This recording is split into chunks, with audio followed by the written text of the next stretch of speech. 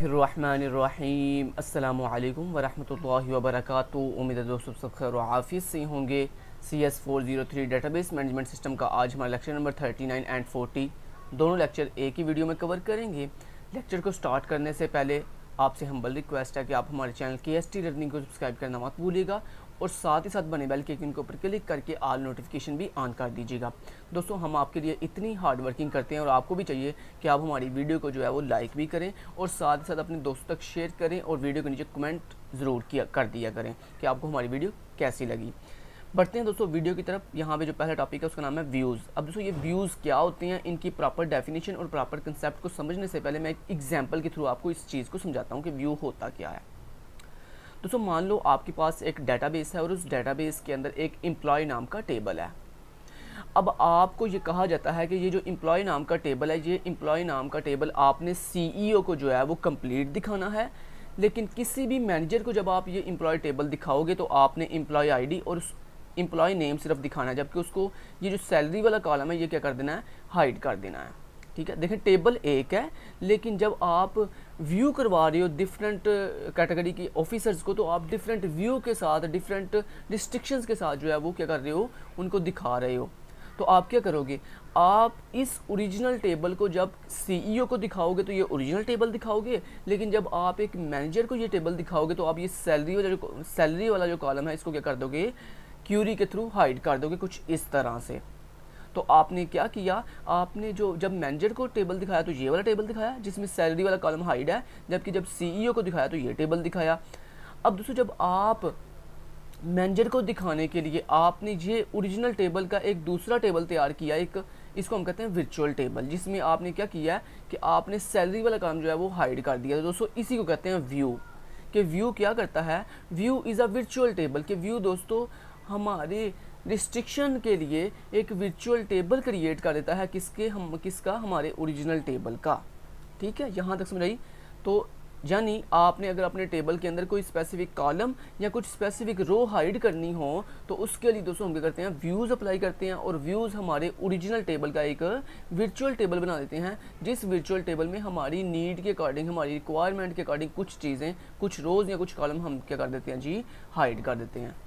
Next इसी तरह एक और एग्जांपल देखते हैं। माने आपके पास फिर एक एम्प्लॉय टेबल है और इस एम्प्लॉय टेबल के अंदर 3 कॉलम है, एक एम्प्लॉय ID, एम्प्लॉय नेम और एम्प्लॉय सैलरी। आपको ये कहा जाता है कि आपने सिर्फ इनमें से पहली 2 रोज़ जो है ना, एम्प्लॉय ID1 और एम्प्लॉय ID2 का रिकॉर्ड जो है वो फलां मैनेजर को दिखाना है, बाकी जो नीचे वाली 3 रोज़ हैं वो उससे हाइड कर देनी है। तो आप क्या करेंगे, आप इस ओरिजिनल टेबल का एक वर्चुअल टेबल क्रिएट करेंगे व्यूज़ के थ्रू कुछ इस तरह से। तो आपने जो वर्चुअल टेबल बनाया उसमें कॉलम तो तीनों हैं, कॉलम तो तीनों दिखाई दे रहे हैं लेकिन रोज़ सारी दिखाई नहीं दे रही। तो दोस्तों इसी को हम कहते हैं वर्चुअल टेबल व्यूज़ के थ्रू क्रिएट करना। ठीक है, कि जिसमें हम कुछ स्पेसिफिक कॉलम या कुछ स्पेसिफिक रोज़ जो हैं वो स्पेसिफिक पर्सन से क्या कर लेते हैं, हाइड कर लेते हैं। ठीक है, चलें अब इसको एग्जांपल के थ्रू समझते हैं। एग्जांपल तो हम निकालिए, अब इसको डेफिनेशन के थ्रू समझते हैं। तो कहता है यहाँ पे ये डेफिनेशन दोस्तों मैंने इंटरनेट से सिंपल वर्डिंग में लिखी हुई है। यहाँ पे नीचे सारे लेक्चर के अंदर भी एक डेफिनेशन दी हुई है, वो थोड़ी ट्रिकी है, अब चाहो तो वो कर लो या चाहो तो ये ईजी डेफिनेशन मेरी वाली कर लो। तो यहाँ पे लिखा हुआ है views is a virtual table. कि व्यूज़ एक वर्चुअल टेबल होता है ऑफ ओरिजिनल बेस टेबल, अपने ओरिजिनल बेस टेबल का, whose content defined by SQL query, और जिसके अंदर जितना भी कंटेंट होता है, मतलब ये जो आपने वर्चुअल टेबल के अंदर जितना भी कंटेंट लेके आए हो ये किसके थ्रू लेके आए हो, आप एक SQL क्यूरी के थ्रू लेके आए हो। तो यही इसकी सिंपल सी डेफिनेशन है। ओके, नेक्स्ट दोस्तों बात आती है कि हम व्यूज़ को यूज़ क्यों करते हैं। तो आगे यहाँ पे लिखा हुआ है security mechanism by allowing user to access data through the view. कि हम इसको सिक्योरिटी मैकेनिज्म के लिए यूज़ करते हैं ताकि हर यूज़र को जो है कंप्लीट डाटा की एक्सेस ना दी जाए।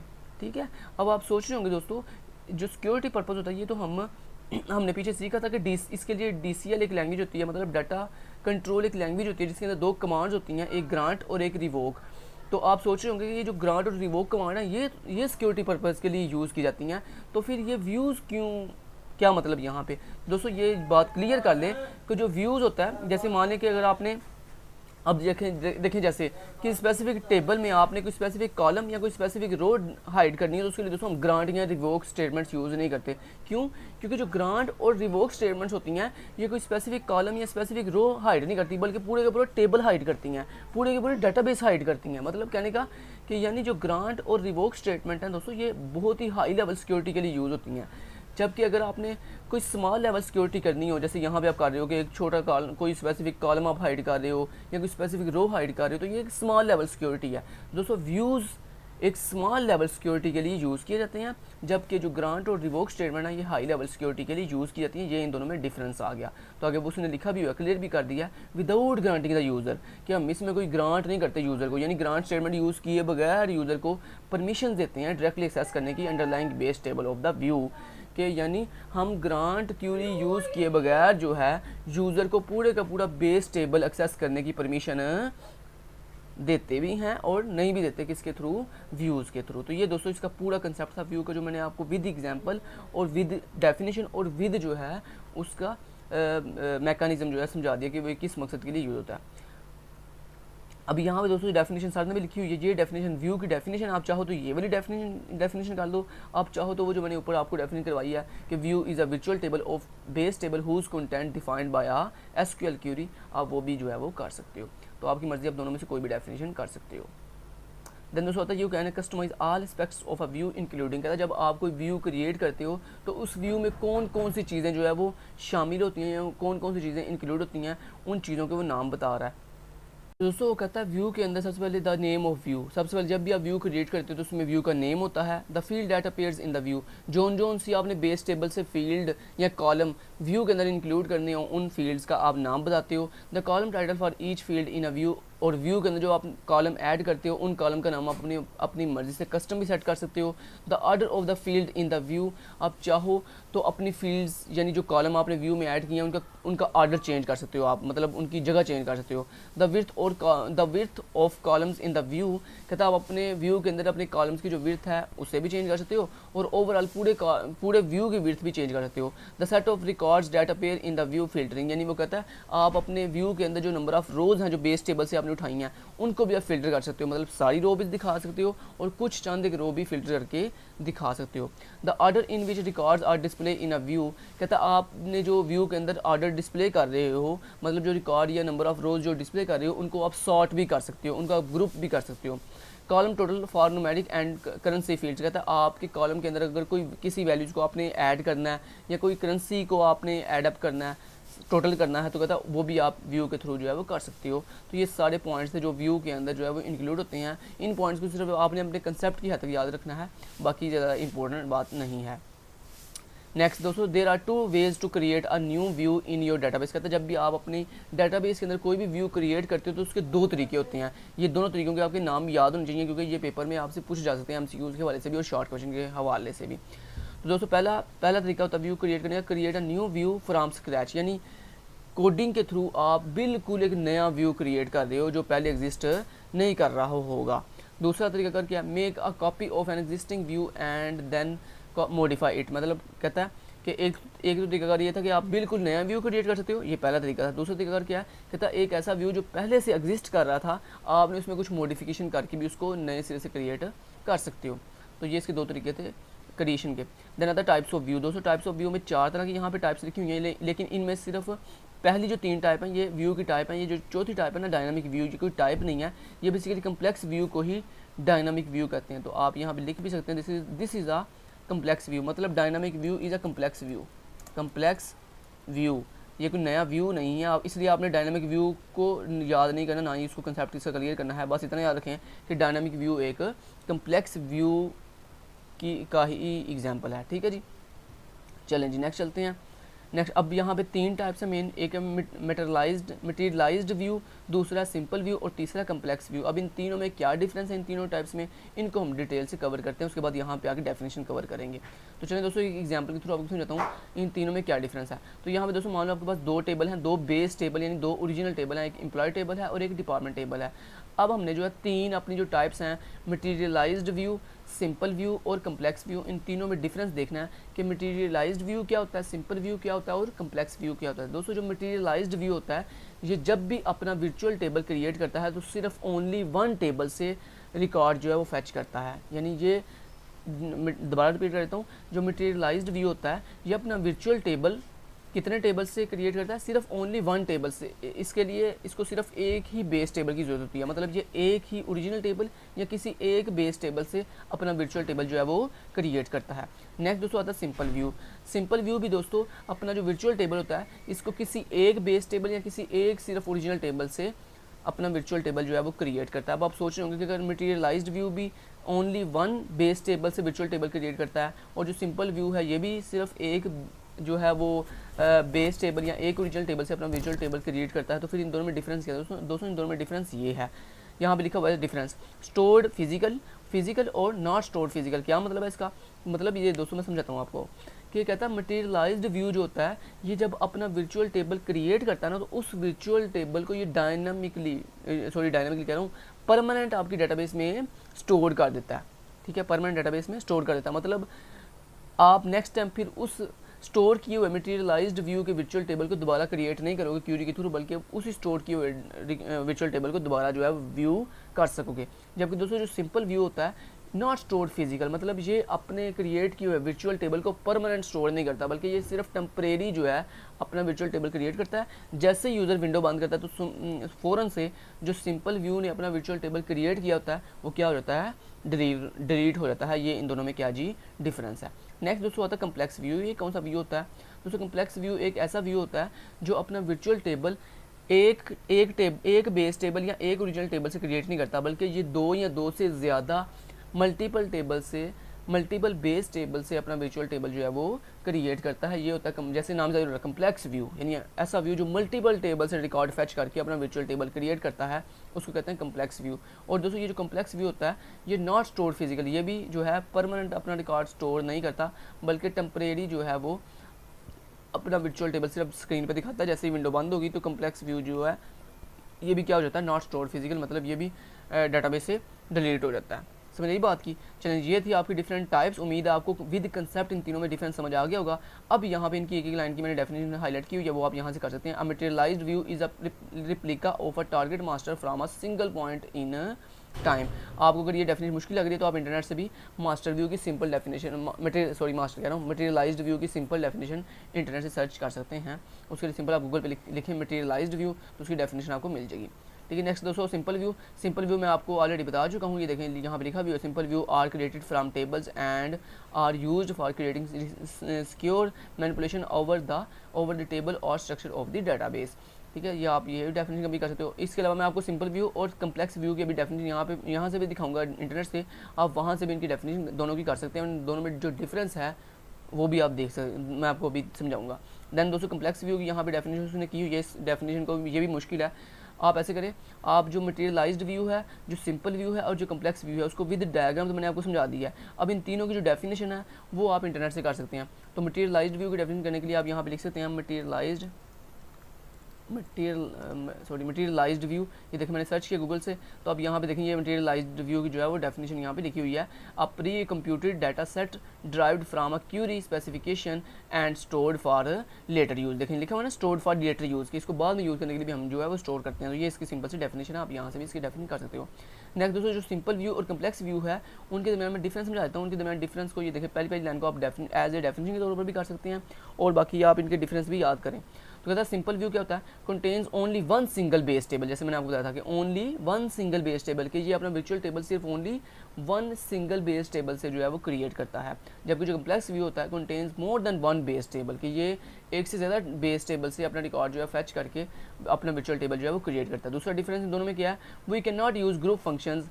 और आपको याद है मैंने आपको प्रीवियस लेक्चर्स के अंदर एग्रीगेशन फंक्शन सिखाए थे, मैक्स, काउंट, मिन, सम, एवीजी मतलब एवरेज। तो कहता है जो आपका सिंपल व्यू होता है ये आपके ग्रुप फंक्शंस यानी एवरेज एग्रीगेशन फंक्शन को यूज़ नहीं करता है। जबकि जो कम्प्लेक्स व्यू होता है वो कैन यूज़ ग्रुप फंक्शन, ये आपके एग्रीगेशन फंक्शन या ग्रुप फंक्शन को यूज़ करता है।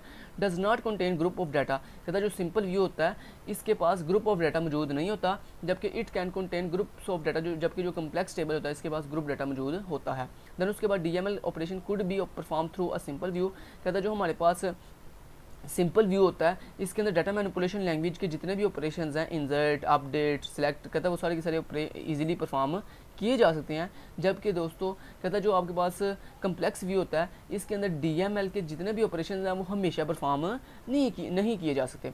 उसके बाद नेक्स्ट 5वां डिफरेंस ये है, insert, delete and update are directly possible on a simple view. जबकि कहता है जो सिंपल व्यू होता है उसके अंदर इंसर्ट करना, डिलीट करना और अपडेट करना बहुत ही ईजी होता है। आप डायरेक्टली जो है सिंपल व्यू के अंदर ये काम कर सकते हो, ये क्यूरीज रन कर सकते हो। जबकि we can not apply insert, delete and update on complex view directly. कहता है जबकि कम्प्लेक्स व्यू के अंदर हम डायरेक्टली जो है ये वाली कमांड्स अप्लाई नहीं कर सकते। तो बाकी भी इसमें कुछ डिफरेंस लिखे हुए हैं, इतने काफ़ी हैं। तो ये जो पहली लाइन है ना, पहला जो डिफरेंस है, ये दोनों डिफरेंस आप एज ए डेफिनेशन के तौर पर जो है वो कर सकते हैं यहाँ से। ठीक है जी, चलिए उम्मीद करता हूँ आपको विद डिटेल सारा चीज़ समझ आ गई होंगी। डायनामिक व्यू को देखें, इसने लिखा भी हुआ है खुद भी, dynamic views generally are complex view, कि ये dynamic view basically complex view ही होते हैं। तो आपको इसको करने की ज़रूरत नहीं है, छोड़ दें इसको।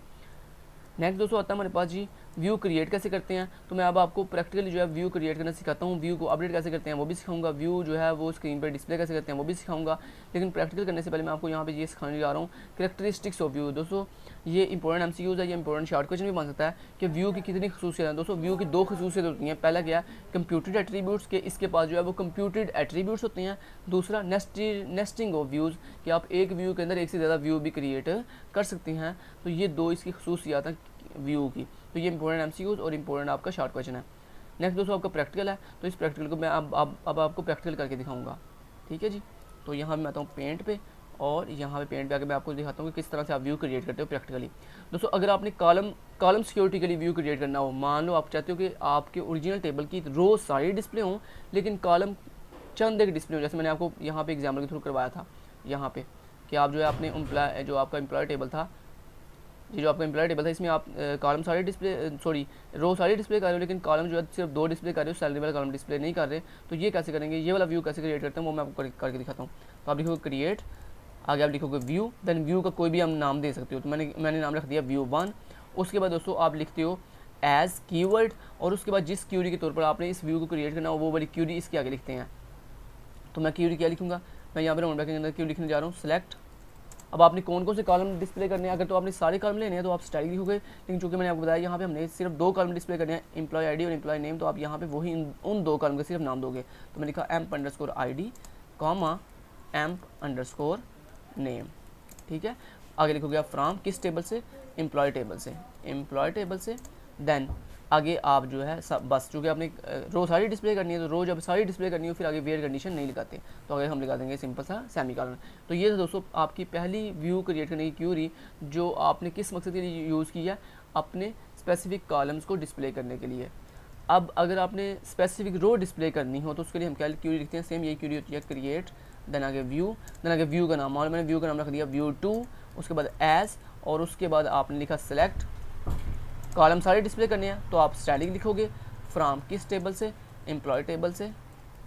आगे आपने रो चंद की डिस्प्ले करनी है तो उसके लिए आप फिल्टरिंग करोगे, मतलब वेयर कंडीशन लगाओगे। आगे वेयर कंडीशन किस पे लगानी है, एम्प्लॉय आईडी पर, एम्प्लॉय_id। आगे आप लिखोगे एम्प्लॉय आईडी अगर लेस देन हो किससे, 3 से, देन वो वाला सारा रिकॉर्ड जो है वो क्या कर दो, डिस्प्ले कर दो। अब ये सिर्फ उन्हीं वर्चुअल टेबल के अंदर सिर्फ उन्हीं रो को डिस्प्ले करेगा जिनकी एम्प्लॉय आईडी 3 से लेस होगी। तो ये 2 क्यूरीज होगी व्यू क्रिएट करने वाली। उसके बाद दोस्तों अगर आपने जो व्यू क्रिएट किए हैं, ये व्यू 1 एंड व्यू 2, इनको अगर आपने स्क्रीन पर डिस्प्ले करना हो, मतलब जो वर्चुअल टेबल आपने बनाया है इस वर्चुअल टेबल को स्क्रीन पर दिखाना हो तो कैसे दिखाते हैं, उसके लिए हम लिखते हैं सेलेक्ट स्टैटिक फ्रॉम, आगे व्यू का नाम, तो मेरे व्यू का नाम क्या, व्यू 1, तो मैंने लिखा व्यू 1 सेमीकोलन। ठीक है, इसी तरह अगर ये सेकंड व्यू को दिखाना तो कैसे लिखेंगे, हम लिखेंगे सेलेक्ट स्टैटिक फ्रॉम, आगे व्यू का नाम व्यू 2। ले जी, इस तरह से दोस्तों हम व्यू अपने वर्चुअल टेबल्स जो है स्क्रीन पे डिस्प्ले करते हैं। उसके बाद दोस्तों अगर आपने ये किसी व्यू की वैल्यू अपडेट करनी हो, मान लो आपके पास एक व्यू है जैसे ये है जी व्यू 2, इसमें आप चाहते हो जो एम्प्लॉय आईडी 1 है ना उसका रिकॉर्ड अपडेट हो जाए। जैसे मैं आपको यहाँ पे क्यूरी के थ्रू समझाता हूँ। मान लीजिए आपके पास एक वर्चुअल टेबल है, ये एक वर्चुअल टेबल है आपके पास, ये अपनी वर्चुअल टेबल बनाया जिसमें कॉलम सारे मौजूद हैं, लेकिन इसमें दोस्तों 2 रिकॉर्ड हैं, एक एम्प्लॉय आईडी 1 और एक एम्प्लॉय आईडी 2। मान लो आप यहाँ चाहते हो जहाँ पे एम्प्लॉय आईडी 2 के अंदर शहाल लिखा हुआ है, यहाँ पे अली लिखा हुआ है, तो मान लो आप मतलब अपने वर्चुअल टेबल को अपडेट करना चाहते हो, तो आप कैसे अपडेट करोगे, उसके लिए देखो आप क्या लिखोगे, आप लिखोगे अपडेट, आगे अपने टेबल का नाम बताते हैं पहले, आपके व्यू का नाम बोल रहे हैं यहाँ पे, टेबल का नाम नहीं व्यू का नाम बोलते हैं। तो आपके व्यू का नाम क्या है, व्यू 1, व्यू 1, ठीक है, सॉरी व्यू 2 आपके टेबल का नाम है, जिसमें आप चंद एक रो डिस्प्ले कर रहे हैं उसका नाम है व्यू 2। तो व्यू 2 अपने व्यू का नाम बताते हैं और उसके बाद उसको क्या लिखते हैं सेट कीवर्ड, और उसके बाद जिस कॉलम की वैल्यू सेट करनी है, तो मैंने किस कॉलम की वैल्यू सेट करनी है, एम्प्लॉय नेम की। तो यहाँ पे अपने कॉलम का नाम बताएं emp_name, आगे इक्वल आगे जो भी उसको नई वैल्यू देनी है, तो मैंने उसमें नई वैल्यू क्या रखनी है, अली।